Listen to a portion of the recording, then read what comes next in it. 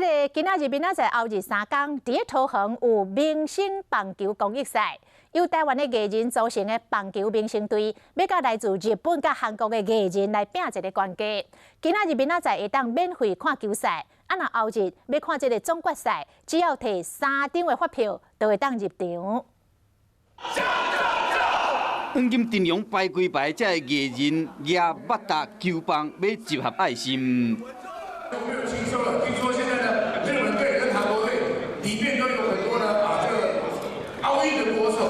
领队徐孝顺带台湾的艺人队，甲跨海来台湾的日本甲韩国艺人队拼关系，大家备战真久啊！连教练拢请森林王子张泰山来教大家。日本队平常时日本综艺节目《黄金传说》内面主持，挑战各种无可能认赔的艺人，远藤张照这摆嘛应邀请来台湾对战。